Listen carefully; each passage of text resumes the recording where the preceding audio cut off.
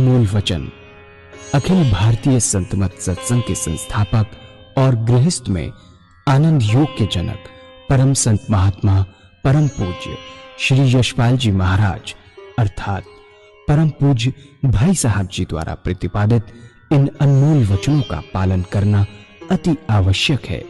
ये वचन हमारी गृहस्थ आध्यात्मिक साधना के लिए मूलभूत सिद्धांत हैं, जो इस प्रकार हैं। हम दुनिया की हर चीज की कीमत आंकते हैं, अपने मानव जीवन की कीमत भी जाने व परमात्मा की प्राप्ति हेतु साधना करें। मनुष्य योनि एक उपहार है, इसीलिए परमात्मा को धन्यवाद देते हुए आधा घंटा प्रातःकाल, आधा घंटा सायंकाल पूजा अवश्य करें।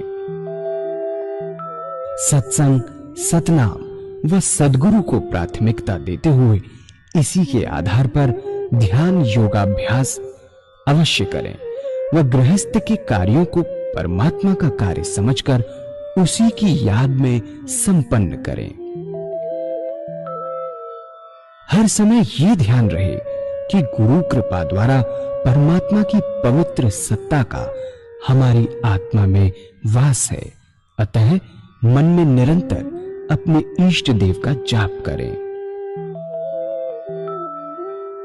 मान सम्मान की इच्छा ना करें व अपमान से दुखी ना हो। परमात्मा के अतिरिक्त किसी और का भय ना करें। दूसरों की बुराई न करें, न सुने, सत्य व मधुर बोलें, अश्लील शब्द मुंह से ना निकालें, सभी से नम्रतापूर्ण व सुंदर व्यवहार करें। धर्म पत्नी के अतिरिक्त अपने से बड़ी से माता जैसा, बराबर की से बहन जैसा व छोटी से पुत्री जैसा व्यवहार करें। सांसारिक जीवन यापन की आवश्यकताएं अंतहीन है, इसलिए अधिक से अधिक समय सत्संग में व धन परोपकार में खर्च करें। याद रखें, न स्त्री माया है, न धन दौलत, न ही परिवार। माया वह है जो हृदय को परमात्मा से दूर हटा दे।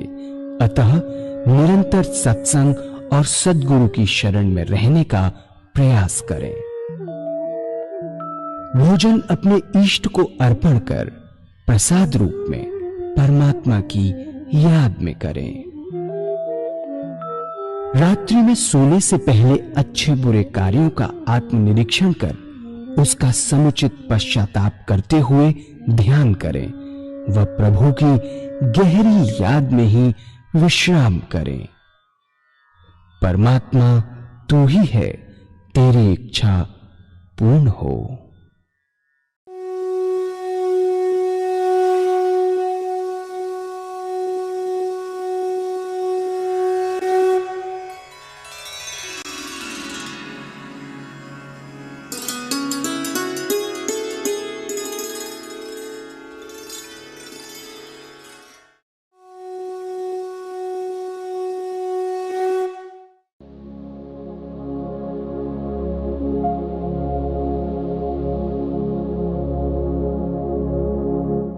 जय सद्गुरुदेव जय पद शरणम श्री स्वरूप चरणों शरणम।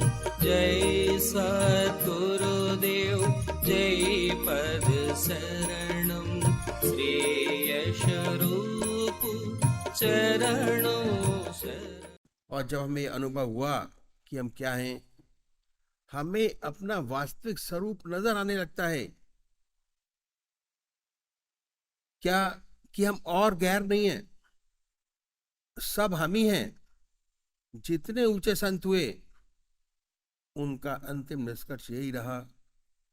महात्मा तुलसीदास जी ने कहा कि जड़ चेतन जग जीव जगत सकल राम में जान।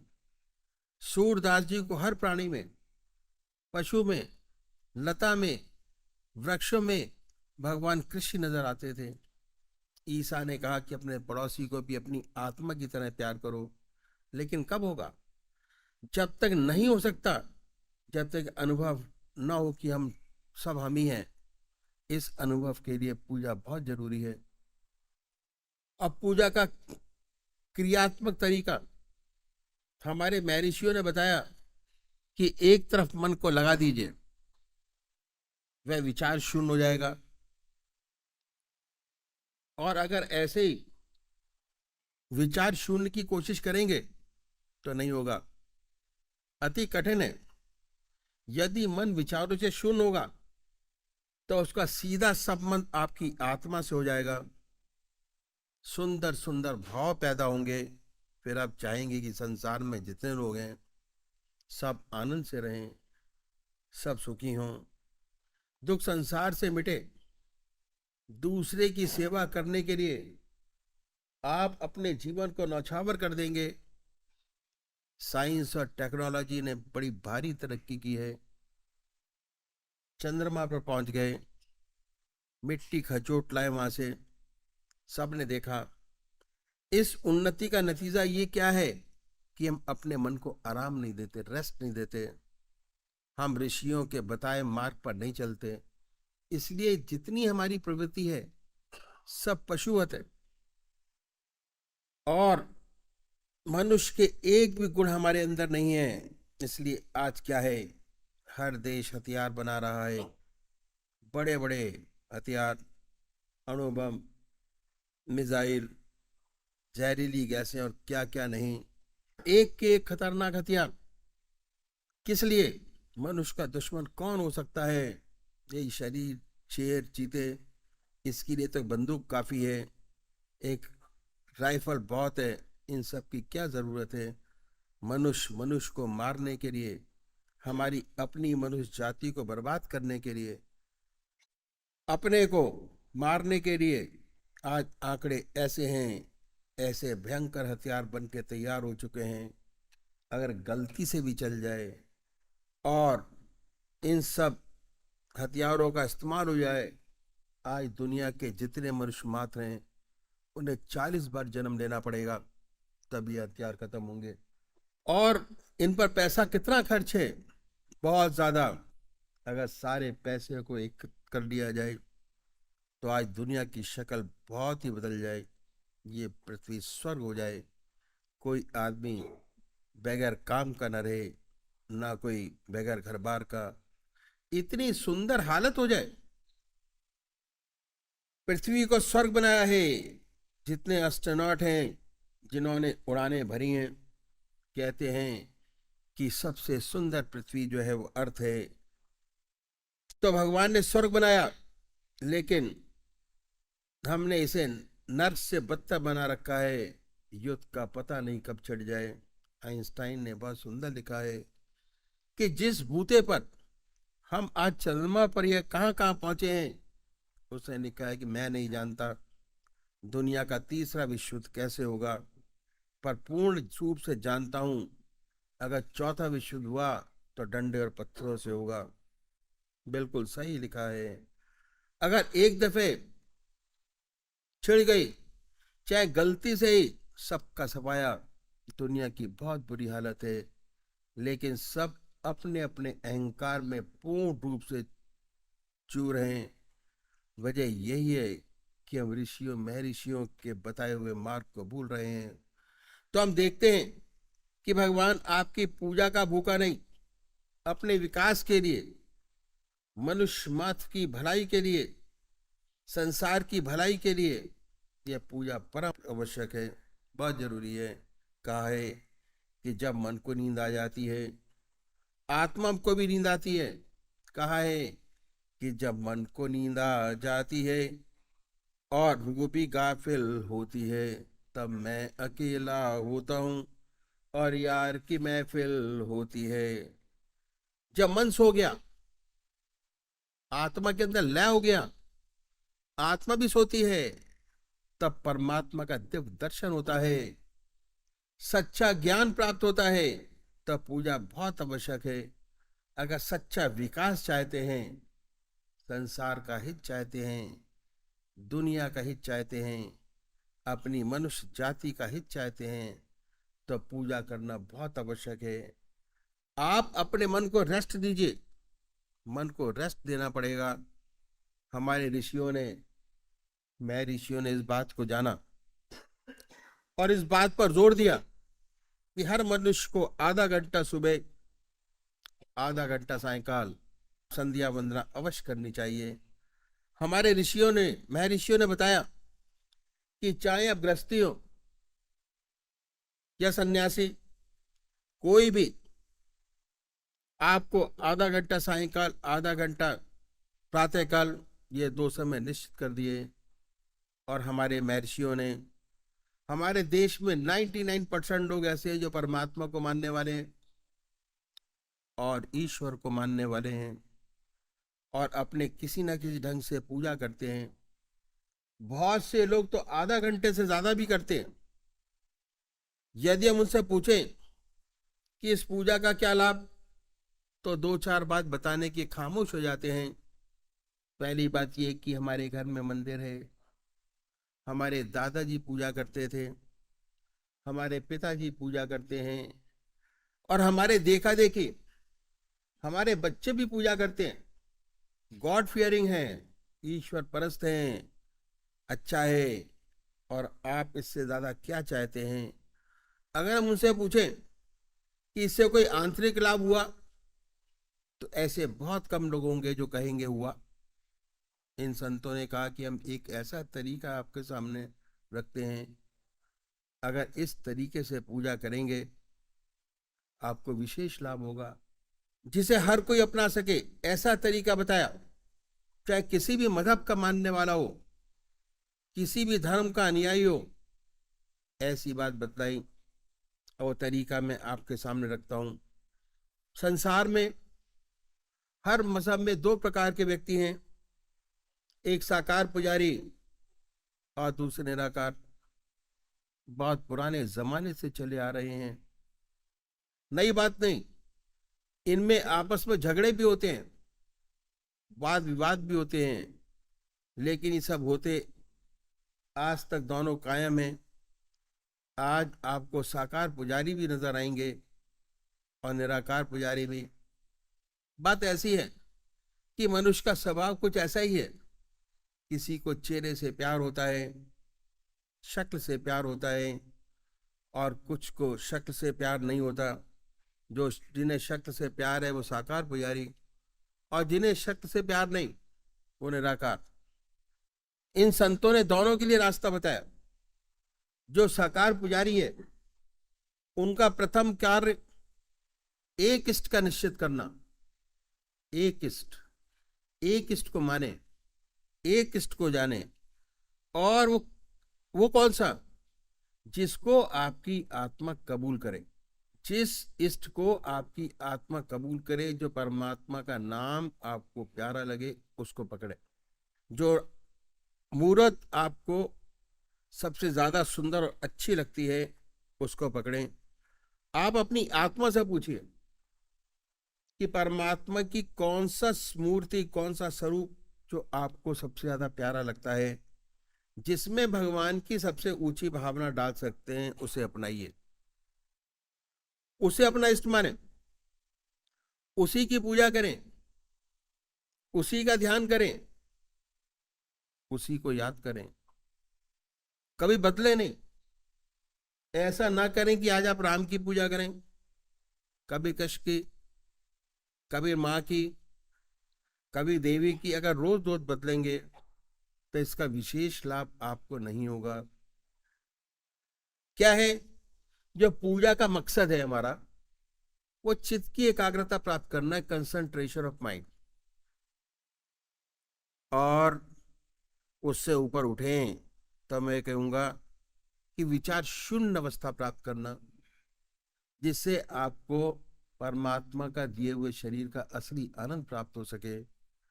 ऐसी हालत जिसमें विचार शून्यता प्राप्त हो, तभी हो सकता है जब आपका एक इष्ट हो। इसलिए आज जितने भी साकार पुजारी हुए, सब एक इष्ट के पुजारी थे, उपासक। संत तुलसीदास भगवान राम के उपासक थे, और इतने बड़े राम के उपासक थे कि एक बार द्वारकाधीश मंदिर चले गए। जब मंदिर के दरवाजे पे पहुंचे, सबने प्रणाम किया। उन्होंने प्रणाम नहीं किया, लोगों ने पकड़ लिया, कहने लगे कि आप तो भगवान के भक्त हैं, इतने सुंदर, आपने प्रणाम क्यों नहीं किया। तुलसीदास जी ने भगवान की स्तुति की और भगवान की मूर्ति का बड़ा सुंदर वर्णन किया। आखिर में रो रो के कहने लगे कि तुलसी मस्तक तब झुके जब धनुष बाण लो हाथ। बड़ा सुंदर है। ऐसा कहते हैं कि भगवान के हाथ में धनुष बाण आ गया तो तुलसीदास जी ने प्रणाम किया, दंडवत। ऐसे एक इष्ट के उपासक, ऐसे ही सूरदास थे, भगवान कृष्ण के उपासक थे। उन्हें हर जगह भगवान कृष्ण नजर आते थे, उनके साथ भगवान कृष्ण हरदम रहा करते थे। वो कहते थे कि दर दीवार दर्पण भय, जित देखूं तोए, काकर पातर ठीकरी, भय आरसी मोए। क्या? दर दीवार दर्पण भय, जित देखो तित तोए, काकर पातर ठीकरी, भय आरसी मोए। कंकड़ों में, पत्थरों में भगवान कृष्ण नजर आते थे। इस तरह जितने भी साकार भक्त हुए, सब एक इष्ट के उपासक थे। इसलिए साकार पुजारी को अपना एक इष्ट निश्चित करना बहुत जरूरी है, जिसे आपकी आत्मा कबूल करे। बहुत जरूरी है, आत्मा को कबूल करना चाहिए, उसी का सच्चा ध्यान बनेगा और चित्त की एकाग्रता प्राप्त होगी। कंसंट्रेशन तभी हासिल होगा, नहीं हो पाएगा अगर बार बार बदलेंगे, बहुत सी मूर्तियों का ध्यान करेंगे, तो पूजा का जो असली मकसद है वो पूरा नहीं होगा, चित्त की एकाग्रता प्राप्त नहीं होगी। असली पूजा तब बनेगी जब आपका एक इष्ट होगा। पूजा करने के लिए कुशा या कंबल का आसन हो, बड़े प्यार से बैठिए, धूप दीप जलाएं, साफ सुथरी चादर बिछी हो, सफाई के साथ, रात्रि के वस्त्र बदल कर बैठे। यदि स्नान नहीं कर सकते तो कोई बात नहीं, मुंह हाथ धोकर सुख आसन से बैठे, फिर अपने इष्ट को सामने देखें कि आपका इष्ट शरीर सामने विद्यमान है। ऐसा विचार कीजिए, ख्याल से, भाई थॉट है ना, विचार कीजिए। फिर भक्ति भाव से कोई भरा वचन गाइए, बड़े प्यार से अपने सामने अपने इष्ट की मूर्त बनाएं। बड़ी बड़ी आंखें हैं, गोल चेहरा है, जटाएं हैं, सर्पों की मालाएं बनाएं ख्याल से। ख्याल में वही रहे, ना कोई दूसरा विचार है ना ख्याल। क्या होगा जब आपने काम करना शुरू किया, भक्ति भाव से कोई बड़ा भजन गाइए, तो क्या होगा कि जितने आपके वहरमुखी विचार हैं, इधर आधर के, दुनिया के, जैसे ही आपने भजन स्टार्ट किया, वैसे ही मन हटकर ईश्वर की तरफ लग जाएगा। और इसके बाद जब ध्यान करेंगे तो ध्यान बनेगा। पहले बाहर देखिए, जब आपके इष्ट की मूर्त बाहर बन जाए स्पष्ट रूप से, उस पवित्र मूर्त को अपने हृदय में बैठाइए, बड़े प्यार से, इतने प्यार से कि ना कोई दूसरा विचार रह जाए ना ख्याल। हमारी आत्मा हमारे मन को देखती रहती है, बताती रहती है हम क्या सोच रहे हैं। जब मन हट जाए, आत्मा नहीं कहे कि भाई मन थोड़ी देर लगा और हट गया, फिर दोबारा ले आइए, फिर बनाइए और बड़े प्यार से उस मूर्ति पर जमाएं, फिर बनाइए। फिर ना कोई विचार रहेगा ना ख्याल। प्रैक्टिस, ना ख्याल रहेगा। जब चेतन अवस्था में लौटेंगे, उसी के ध्यान में लौटेंगे, और क्या होगा, उस समय आपको बड़ी सुंदर अनुभूति होगी कि आपका मस्तिष्क, हृदय आनंद से भर गया। जिस चीज को सोचते हैं अगर वो सामने आपके स्पष्ट बन जाती है तो कितने आनंदित होंगे। ये आनंद महसूस करने का विषय है। जितना मस्तक पर भार था हल्का हो गया। ये पूजा का तरीका जो संतों ने बताया साकार पुजारियों के लिए, साकार रूप से, और यदि ऐसे पूजा करेंगे तो इसका विशेष लाभ होगा, कंसंट्रेशन प्राप्त होगा। और जैसे ही कंसंट्रेशन प्राप्त होगा सुषुप्ति की अवस्था आएगी, सब विचारों से खाली होंगे और उसके बाद सुषुप्ति की अवस्था बढ़ती चली जाएगी। धीरे धीरे सुषुप्ति से सहज समाधि में प्रवेश कर जाएंगे। यह तरीका जो संतों ने बताया साकार पुजारियों के लिए। अगर ऐसे पूजा करेंगे तो विशेष लाभ होगा। दूसरे वो भाई हैं जो निराकार भगवान के उपासक हैं, जो परमात्मा की मूर्ति को नहीं मानते हैं, वो क्या करें? वह भगवान के नाम को छांटे और उस नाम को चुने जो आपकी आत्मा को सबसे प्यारा लगता है, प्रेम प्यार। कोई ना कोई नाम से तो याद करते होंगे। हिंदू भाई ओम नाम, मुसलमान भाई अल्लाह, सिख भाई वाह गुरु, क्रिश्चियन भाई क्राइस्ट या गॉड। जो आपकी आत्मा को प्यारा लगे उसको पकड़े, जो आपकी आत्मा को अच्छा लगे उसको चुनिए। और फिर आसन तो वही बड़े प्यार से बैठे, सुख आसन से, रिलैक्स मूड में, और उसके बाद हृदय की तरफ निगाह रखें, आनंदमयी अवस्था बनाएं और ये ख्याल करें कि जब आपका हृदय धुक धुक करता है, बीटिंग ऑफ हार्ट, उस धुकधुकी में ओम नाम निकल रहा है, अब पूरे शरीर में वाइब्रेट करता है। महसूस कीजिए उसके वाइब्रेशंस, निकल रहा है ओम ओम ओम। जवान नहीं कह रही, हृदय से, जिह्वा से नहीं, ख्याल से, थॉट।